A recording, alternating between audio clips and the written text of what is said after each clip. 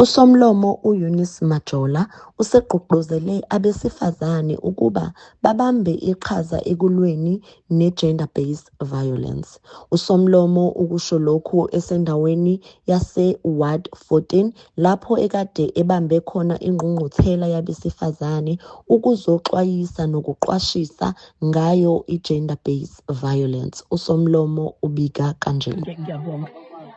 Si-office la speaker njengokulayelwa i-Structures Act ukuthi njalo kufanele sihambele emphakathini sikhulume nama-stakeholders ahlukene.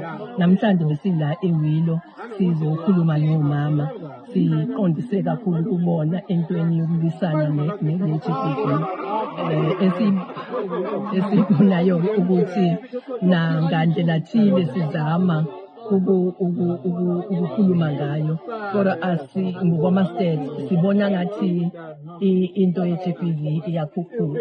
Siyafisa nje ukuthi siqhubeke sikhuluma ngayo sifise abantu besifazane ukuthi bathathe i-action, not ukuthi sigcine ngokukhuluma kodwa kube khona into eyenzakalayo, sibone noshintsho olwenzakalayo ngoba uma ngabe usibona nje ama-stats ekhuphukile besinamaphoyisa lana i-department sinama-social worker besinikeza ama-stats angamahle angasiphathi kahle.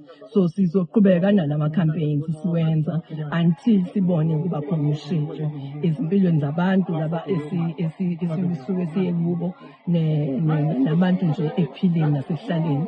Siyafisa ukuthi siwenze lama-campaigns kodwa okukhulu kakhulu sifisa ukubona ushintsho emphakathini.